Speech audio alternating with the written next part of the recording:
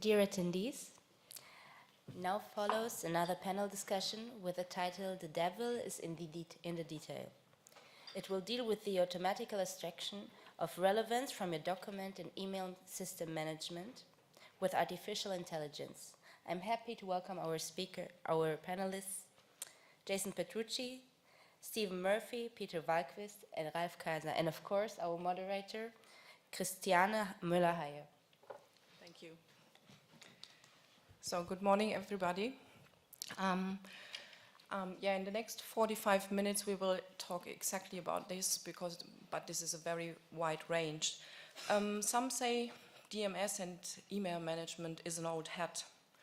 And if you would ask one, they would always say, yeah, we have some system to save the documents. But is it a file share? Or are you really supported by a system which manages structures and governs your information? Did you make your mind up on how to make the best use of the vast amount of data is in your organization? Do you know what II is? I think with these gentlemen sitting here next to me, we will find some answers to all these questions. So who in the room is using a DMS? Maybe just raise your hands. Right, thank you. So Jason and Ralf. Jason, you've been, before you became an entrepreneur and the CEO of Phoenix Business Solutions, you've been the head of IT in big law firms. And so what was it like in law firms at your time as a head of IT? What were the expectations of the business regarding the intelligence of systems? Good. Morning, everybody. I joined a law firm back in the day when the most intelligent device was a typewriter. So, it's moved on a significant amount from that point, and I think the expectations of firms back then was not overly high in terms of technology. They were quite happy to create a document, print a document, put it into a file, put it in a filing cabinet, and that's about as much as technology was used. But then the issue with content became a big problem. Where did this information live and what did people do with it, which is where the PCs came in. And at that point, I think when you talk about collaboration, for me, I looked at collaboration back in the day as a partner in a dining room talking to another partner. That was as much as collaboration really happened. So we started to see the introduction of that PC world, but that also brought challenges with it. The challenges that brought was the fact that the data resided on a local machine, it resided on a file share, had an incomplete matter file. So what did we do about that? How do we overcome those challenges? Because ultimately, we couldn't rely on the lawyers to do the filing properly. So that's where we saw the introduction of the document management system.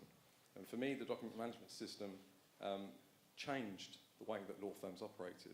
It ensured that we had a comprehensive matter file and ensured ultimately that the old concept of having a filing cabinet with paper in it started to disappear, and we could start to collaborate properly. So for me, DMS was a great invention to a certain degree, but it also ensured that the data was managed appropriately. And I think from Ralf's perspective, Ralf is now head of IT at HengelerMueller and is very dependent upon that technology. And I think we'll see what he's got to say about it today. Yeah, right. Oh, it's quite loud. I'm working at HengelerMueller since 2000 when we introduced the first document management system. That was the time when we eliminated this unstructured data sitting in cabinets and introduced a system which has structured matter-centric data in the document management system, at that time IManage. And ever since it changed a lot, so we still use IManage, but the way we use data really changed over the years. So, and we've seen that the last 25 years since you started. One of my employees, he's working with HengelerMueller since 25 years, introduced himself to the team at an event and said, at the time when I was employed because I should introduce intelligent typewriters. And I was thinking about, was that artificial intelligence? And we just have a development in the way we create data. So we introduced the typewriters to be able to generate more documents in less time. And then we we developed other technologies, got better systems to just create more documents. And in the year 2000, when we started with the document management system, we saw something like hundreds of documents in a matter file, in the usual matter file. And we had problems showing folders more than 1,000 files. And right now the reality is we have tens of thousands of documents in a matter because we exchange much more information on a daily basis as we ever did before. And that brings us to the point that we need more intelligent systems. Again, better artificial intelligence. But I don't like the discussion about artificial intelligence because it just brings the wrong expectation in a lot of minds. If you talk to lawyers, if you talk to people, they always fear artificial intelligence in this sense of the lawyer of tomorrow replacing the lawyer. But actually, we're just talking about more clever tools using the technology we have today to just make our work much more efficient. Yeah, and I think also when we look at how people are using this information now, there is a vast amount of data out there that we've managed to capture and generate. But do we actually understand the value of that data? Do we know what we've got, where it's stored? What is the risk associated with that data? Is there any value that can be gained from that data that could make a law firm more efficient, that could actually improve client services, that actually can improve the quality of the legal advice being provided to the clients? And I think that's where ultimately, we come on a journey from this old world of paper-based environments all the way through to where we are today, which is a vast amount of data that we can't really get our hands on and control because it's too much. The big data argument now is a real challenge for firms. So this is where we're starting to look at technology and say, actually, whilst we don't want to replace humans, we've got to have some level of automation and some level of intelligence to be able to really understand what it is that we've got so that us humans can actually do something with it effective. And that's where ultimately we start to look at the likes of the solutions that we'll talk about today from an AI perspective. Yeah, and I think there is a lot of new needs we just see to work with this data. So if we look at the development of the work we do today, we never did reviews as we do them today in law firms 15 years ago. And we introduced systems to make this in a more clever way over the last decade. But it's getting more and more intelligent to get this better and better to retrieve relevant data. And we have other demands. So security is a very important piece which isn't really there for the users, but it's if you really look at the problem, not knowing who's accessing this vast amounts of data, then you really have an issue. And we come across technologies where we again use artificial intelligence to understand who accessed my data, what's happening with my data, what unusual behavior is seen. And I think if you look at GDPR, we're coming to another point,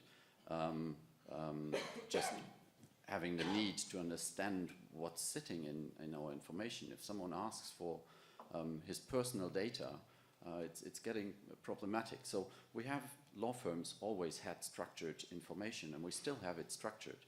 But the problem is we structure it in containers which are so huge that the container itself is unstructured again. So we have the matter, but the matter is, even if we have a couple of folders in there, completely unstructured, having tens of thousands of emails. Yeah, absolutely. And I think we all know the challenge in the room. Okay, we know that there's a huge amount of data, and we've got to do something with it. And we've got to be able to use that appropriately. And I think for me, I'm interested as a document management vendor. Where does this world now take us? What do we start to do with this environment? Because as Ralf rightly says, this unstructured content that we've had for many, many years has now become structured. We've got a good idea that it's in a file somewhere or a structure that is machine readable format, perhaps. We may still have a paper-based file, but we know roughly where it is. What we don't know is how much of that content is valuable and how much of that content is usable. And actually, is there a risk associated with that? And if we do talk GDPR, therein lies another fundamental problem there in terms of knowing what you're retaining. So I think at this point it's probably good to possibly look at what does AI actually mean for law firms, and what does it actually mean within this legal industry? And perhaps, Peter, you could comment on that. Maybe just a quick one in between. I mean, there we have Stephen on the panel, and I know Stephen, I think, since my entire professional life in legal IT, and this is almost 20 years. I know, I don't look that old, do I? And I think, Stephen, you have seen it all, and you were followed by the entire development of DMS and email management. So maybe please, can you share your thoughts about the market in continental Europe, and where do you think legal is in terms of AI, compliance and security? So all the topics also been mentioned by Jason and Ralf. Yeah, I mean, I've been working with most of the top 100 European law firms and UK law firms on document management projects for the past 20 years. As I said, I know, probably don't look it, but... I shouldn't mention that. Yeah. Sorry. And we've got to the point when IManage,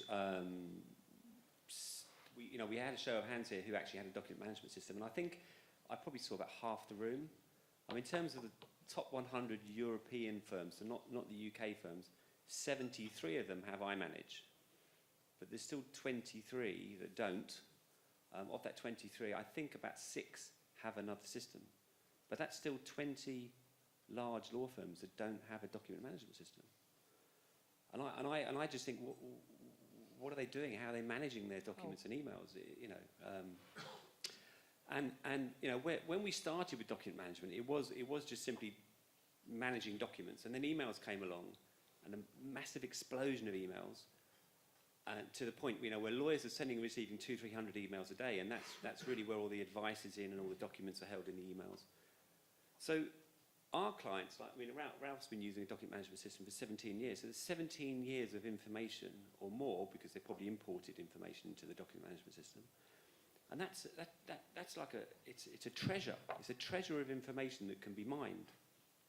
And what I'm starting to see now is, the usual things of lawyers, wanting to work mobile, access their systems from anywhere, clients wanting more for less. All of those things are there. They've been there for a while. But what's happening now is people realizing that they want to work on the quality. So I like to think that lawyers are like salespeople, right? So I'm a salesperson. I love my job. I love the traveling. I love meeting people, all the interesting things. But I hate Salesforce. And I hate forecasting. And I hate filling in spreadsheets. And I hate all that boring work. And lawyers are the same. So they want to focus on the quality, doing the really, really, really good advice. What they hate is a client sending them 5,000 employment contracts and saying, can you read these and tell me which ones don't have this clause, which ones don't have that date? And they hate it. So what artificial intelligence, and I'm now starting to see this, is firms that are adopting artificial intelligence to do all the boring work, do all the mundane work, and free up the lawyers to do the interesting work. So we're not going to see a situation then where artificial intelligence replaces the lawyer entirely? No. Are we losing the lawyers forever? No. I'm pretty sure, like salespeople, we always need salespeople, right? And we're probably not meeting the situation where AI vendors walk into your organization, have a black box under their arm, and plug it into your server room, and then everything is sorted. But I think at this point, I want to hand over to Peter, if this is okay for you, Stephen, because he's probably just one of the few people in the legal market understanding AI and its facets like machine learning and predictive coding the same way you do. What is your definition of AI in the context of document and email management, Peter? Yeah, there's everyone on the panel so far has essentially mentioned the foundations that a company like us needs to stand on to have something to deliver, something valuable to deliver the market. The sheer explosion of data these days versus the human mind, which isn't developing to deal with that sort of explosion of data. We're still just as quick to review things and read things and do things manually as we were 25 years ago, when the data volumes were several orders of magnitude less than they are today. So that's just the sheer difference in that makes the use of these technologies inevitable. I like one anecdote about one client of ours, which just a case where it was about a stalker, like someone needed to review someone's texts to someone that they stalked. And then they went and asked for the transcript, and it was 57,000 pages of, because people produce quite a lot of those texts. And if someone needed to read through all of that without the help of technology, it just would take months, just a simple case like that. So we're seeing really kind of fundamental reasons why, if we're going to have any chance of doing a lot of these things that are kind of routine and you know, not at the higher cognitive level that lawyers work, but we need something that helps in that routine aspect of things. And how that relates to document management systems and email management. As you can imagine, like our technology is both applicable to your own data, things that are under management by DMSs, but also external data when you do work on behalf of clients. So that anecdote was, of course, on behalf of a client. But how it relates to internal data sets. It's essentially things that even the ones that have a DMS often struggle with having profiling documents correctly. I mean, if you use these systems to their fullest, you can essentially say profile documents and classify them to what they relate to, so you can exploit them again and not just lock them away and they become dormant essentially. But just because, as Stephen said, just because that is something that lawyers either don't want to do because it takes up too much time or it's just too boring, it just simply doesn't get done. So that's sort of some aspects of where a machine can essentially look at the past history and learn from that example. That is what AI is in a nutshell. It looks at how things have been done in the past, and eventually, because it can test its own model, it can say that, okay, I now know that you're always classifying this as that type of document, you're always putting that in this matter folder, you're always looking at that email and putting it over here. Because that pattern is something that's, you as a person, you're reading that document and it has certain, the client name and it has certain aspects, the machine, if you will, the algorithm, the machine learning algorithm, starts to understand that pattern. And it can also calculate to a sort of statistical certainty when that algorithm is able to do that job just as well as you can. So there are many of those examples now, quite specific use cases. And again, it goes back to that, what Ralf said, that there is no, it's not the lawyer that's going to be replaced, but it is that sort of extremely mundane work of just classifying or extracting certain key information from documents, things that you can essentially instruct someone to do with a few lines, essentially, that you maybe send it out to an LPO these days, a legal process outsourcer, and then you say, okay, I want these details from these 10,000 documents. And if you can essentially instruct a person that isn't a lawyer to extract all that information, that is highly likely that you can start using machines to do that job for you. That's essentially like the inflection point where machines are able to get involved these days. Essentially, when you can, in a few lines, instruct someone what you need done with a data set. And that is now at the point of where we're sort of delivering that inside document management systems, but also for specific client-facing work. And again, I mean, IManage as a company, they realized that to the extent of buying the company that I worked at before that did this, you know, on specific projects. So we want to start building that capability into the platform itself.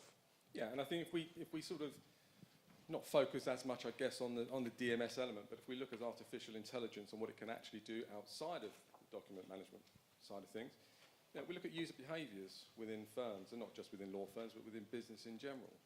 So let's take an example whereby you send an email on a regular basis to me. Every day you do that. And then all of a sudden, you make a mistake, and you put the wrong address in the to line, and you send that to the wrong Jason.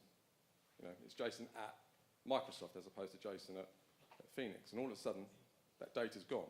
Now, you've made a genuine mistake as a human. That happens. The system has helped do that. But artificial intelligence in the background could actually analyse what you normally do on a day-to-day basis and actually work out that, you don't normally email Jason at Microsoft with this particular topic or that content.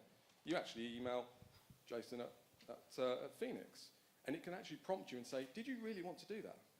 So the intelligence behind that is it's looking at what you're doing, your behaviour and how you normally communicate, and actually it's helping you and preventing you from actually making a mistake. So whilst there's a lot of stories out there about, to say, the lawyer being replaced with artificial intelligence, or this whole concept of singularity where humans will be eradicated because of the machine from Terminator is coming out to take care of things.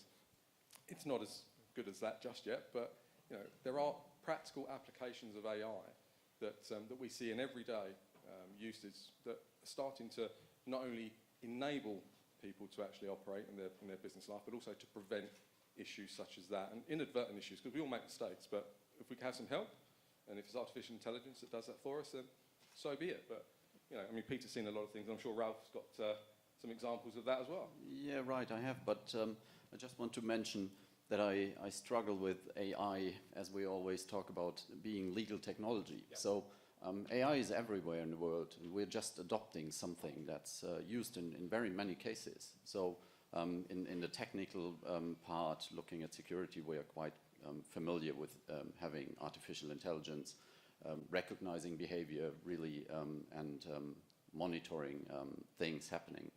And we're just adopting something, and we've done that over the last couple of years. The legal area, the legal field is quite often very late in adopting technologies. So we're still talking about document management systems, which had been in enterprises there for 25 years. It was, when we started thinking about in Germany, it was there for 10 years in the UK. So we're really, really late. And as things accelerate, everything develops much faster. We managed to have this gap smaller in time. So we're not 15 years behind the AI trend, but we're still, if we correct it by the acceleration of speed and development, we're still behind other industries. And we're just adopting something to enable everybody to do the main part of the job. So concentrate on the legal work, not spending hours reading dozens of documents, not having many reviewers working on reviewing matter. Just concentrate on the legal work. Yeah? And it enables even smaller units to do things they hadn't been able to do before. And that's what we've seen over the whole time. We always brought new things in there. It was the steam machine enabling people doing things where they needed a lot of people before. And that's just the steam machine of our time. Usually when the conversation goes in the direction of like what the future work and lawyers and the ones that read only the sort of general press about AI, they love to put in stories about taking over jobs and things like that. So sometimes I just use an anecdote from my own profession, because I'm an engineer rather than a lawyer, and the same way as almost all professions has gone through quite an inflection point throughout its history, where people thought that a piece of technology would either drastically change it or completely end that profession. So if I had graduated 50, 60 years ago, the first thing I'd do is to sit in a room with a slide rule to calculate differential equations, just to help big engineering projects, similar to the way that lawyers now, how the junior associates come in and they read contracts and they just help big projects. But then the computer came along and the calculator, and people probably had those discussions. What are engineers going to do now? Because obviously the calculator will do everything that they previously did. But that didn't happen, so fortunately for me. And now there are more engineers than there ever has been in the history of humankind. And rather than just being that calculator, being that tool, they started using a tool instead and becoming extremely good, the ones that actually took ownership of being able to use that tool and even develop the tool. And now, you don't need to spend many years just doing that sort of routine labor in a way. So I don't know exactly, of course, how this will play out in the legal world with all these routine processes that somehow needs to be augmented.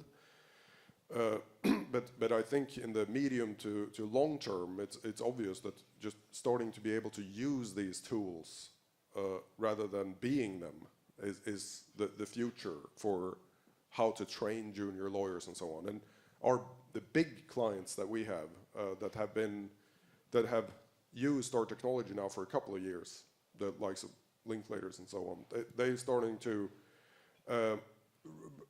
alter their hiring practices to realize that this is now a fundamental skill that lawyers need to start understanding what these sorts of technologies can do, and are starting to see that not just being able to do it themselves, but use something that can help them do it.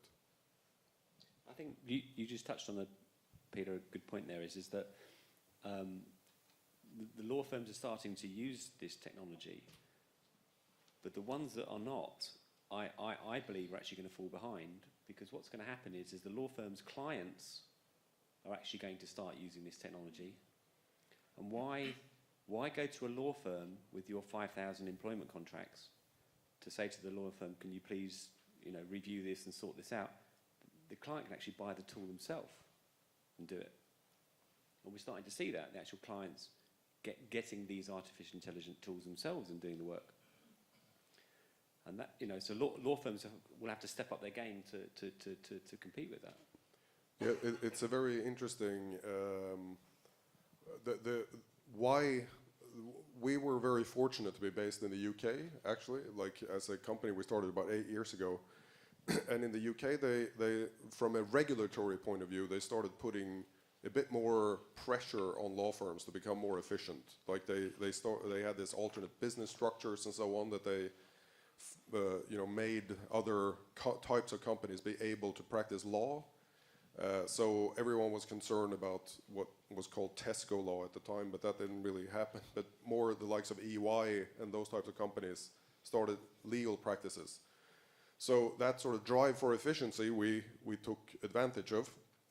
But then what we're seeing in the US and also in some places in continental Europe, that it's not so much the top-down regulatory approach of changing behavior. It's what Stephen said, it's actually clients now that are starting to demand the use of technology to, it's not so much about reducing fees, but it's the fact that you don't need to just look at 5% of the documents anymore. You can actually catch outliers. If you look at everything, there's no reason not to deal with all documents and so on. So, whereas in the beginning people assumed that it would all be about costs, but many, especially sort of the high-end firms, they see it more as a guarantee that the services that they provide are more certain and more accurate. So yeah, there's in different jurisdictions there's different sort of pressures or reasons to go and become more efficient. Thanks, Peter. I know that there's quite a lot of people sitting here in the audience thinking, so how can I use this AI? Yeah, so we already agreed it's not the black magic box installed in the server room. So what needs to be the involvement from organizations to make a success, to get AI in place, make it support your work? Yeah, it's AI, as you can imagine, it's quite a broad concept. It touches on many different types of technologies, everything from like intelligent decision tree, decision making and so on, all the way to what we do, which is textual analysis of large sets of unstructured data. And what we've done in the past is to have quite specific point solutions, like as Raven before we were acquired by IManage. So if someone wanted to classify their documents for knowledge purposes, if you want to be sure to exploit that data that you perhaps acquired over centuries sometimes, if you want to actually use that data going forward, we could go in and do specific projects to do that. But now, of course, with being with IManage, one of the reasons that we as Raven thought that it was a great idea to work together is that now it becomes a lot easier to infuse the experience that you have when you use a product like IManage with these functions. Because we realized like the big problem that we had, and we'll always be super grateful to the clients that we were able to acquire before we were acquired, but there were quite a lot of hoops that we need to jump through. Like people, as you say, it was difficult to know exactly what, okay, so that it can do this, and then I need to go over there to get this, and then I need to go over there to do that. But when you can actually start off by having the capabilities in front of what lawyers use every day, and start clicking buttons to say that, okay, you use IManage, and then you have a workspace, and in that workspace there's a folder with documents that come from your client. It could be 3,000 leases that needs to be looked at to do a certain due diligence. In the past, they needed to call us up, start a relationship, and understand how the product works and so on. But where we're going to now with IManage is that it should be as simple as clicking a button, and then the work that our technology does just takes that data from there and starts analyzing it. Yeah. So, but because the most effective uses of AI, when we look outside legal, as Ralf mentioned, it's everywhere. Like if you're using a phone these days, there's likely that you're using AI to some respect, but you're using it just because it's invisible. You don't need to know that it's AI. So it's the places where it's the most effective is when you don't even realize that it's AI, and that is what we're delivering now. We're starting to have the first iterations of that with IManage, but of course we have our own point solution still. Yeah. So what type of individual stakeholders you need to be involved to do a successful AI project? Because definitely it's not an IT project. It's maybe some technology, but yeah, who do you need? It is. It also differs depending on what the use is. So in those cases, we need to get down into the details of what the use case is, because some, like GDPR was mentioned,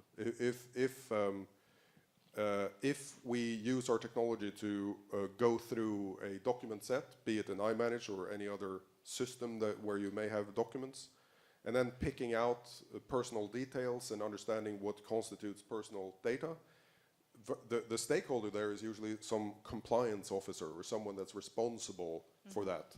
Whereas the next day, the same firm might have a review task. There might be a financial or M&A deal. We need to go through a lot of contracts and so on. And then the stakeholder isn't that compliance officer. It's all of a sudden a lawyer or a partner that's responsible for that. So that is actually one area. It's hard to pin down who it's relevant for. I mean, if you have a system that can be as pervasive as our platform, it does almost touch everyone in a law firm, and it depends on who we start talking to first, almost who gets interested in it. But and it differs depending on the appetite. Like I mentioned, our long-term clients before, what tends to happen is that they build a sort of a desk,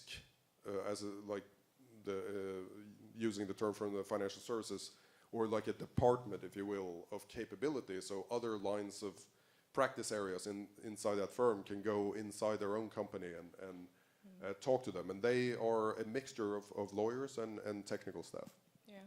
Well, Jason. Yeah, I was just going to say, actually, I mean, I can remember a time when, you know, the intelligence hub or that knowledge management hub within any firm was the library, okay, where all those books were, and you had some very talented individuals in those environments that were doing the research for you.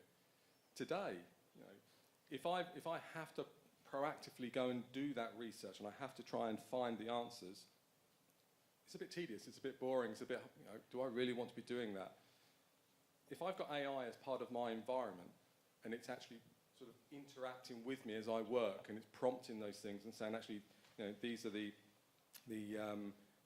best clauses you could be using, or actually this particular partner is the best person to discuss this particular matter with, or this particular technical legal point.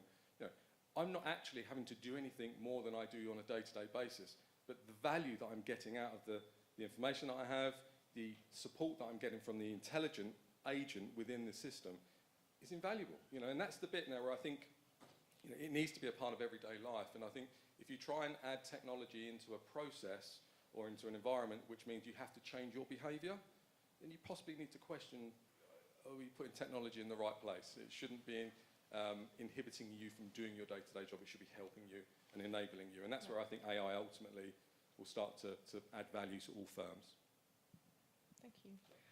So maybe what I think the message, yeah, it's not the pre-configured black box. And is it disrespectful to say this is the innocent AI is the innocent brain above your data, your vast amount of data, and you need to train it, and then you can get the value out of using it?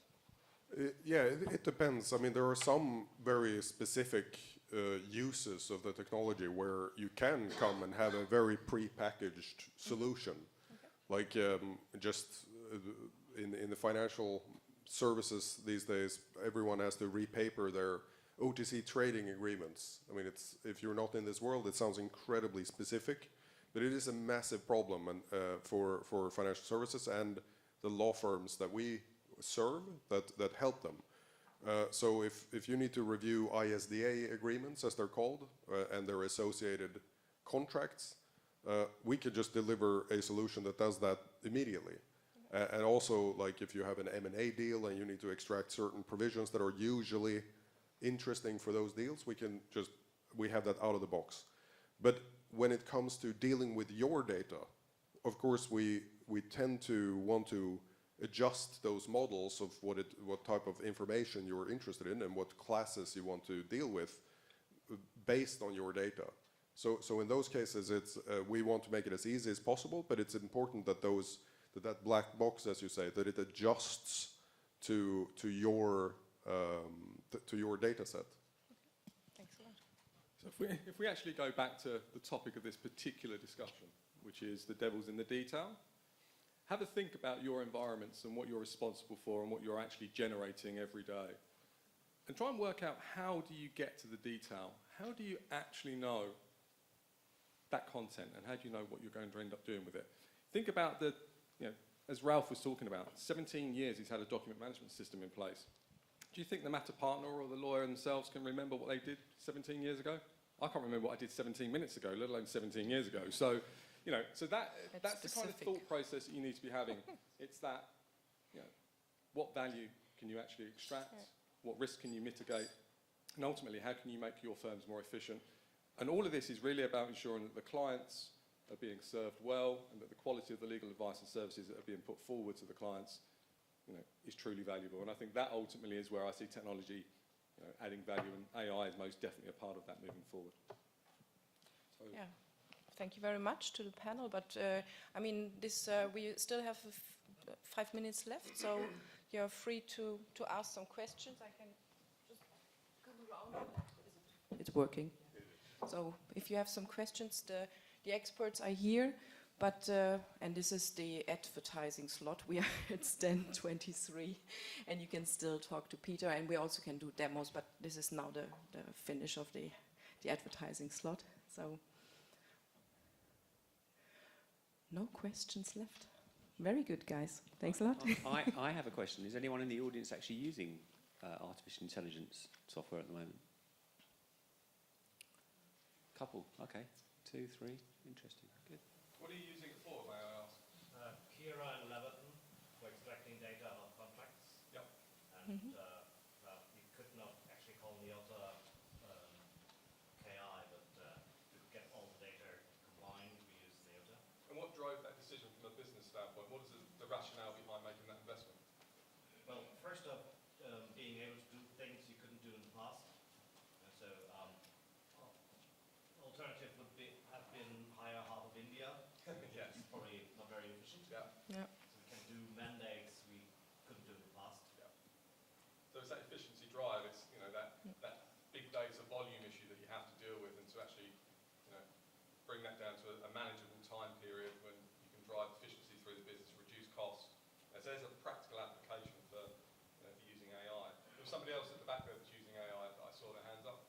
Yeah, I'm using content analytics to help manage our clients' transactions. Yep. So if we're merging and we have to produce documents to the European Commission or Department of Justice, we're using the technology to filter down very quickly the key documents so that we can submit them. Yeah, and was that a conscious decision in terms of you as a firm wanting to just improve process, or was that pressure from clients, or?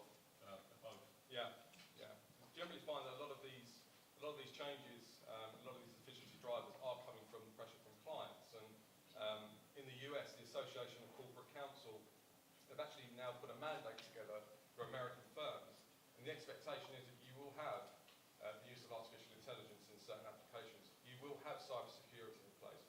You will follow particular directives in terms of how you're going to engage with us as corporate counsel. So the client driver, where it used to be somebody ringing up a partner and saying, I really need you to do this, can you help me? They're now setting out the requirements for business engagement. And if you're a panel firm, you're as good as the next guy in terms of the panel because you've been selected to be on that panel. Then it becomes a point of cost. And at that point, the client knows that you're going to give a very high level of legal advice. What it's then looking for is, how much do I have to pay for that advice? Now, you as a law firm ultimately want to ensure you're profitable still, which means you've got to drive efficiency from somewhere, and obviously technology is an ideal component for that. But it is time pressure. We're seeing a lot of that ourselves. You guys give me pressure as a client of mine as well, so it filters down, I know that. So. Yeah, feel free. Okay, Right. no questions? So, no questions. Thank you very much.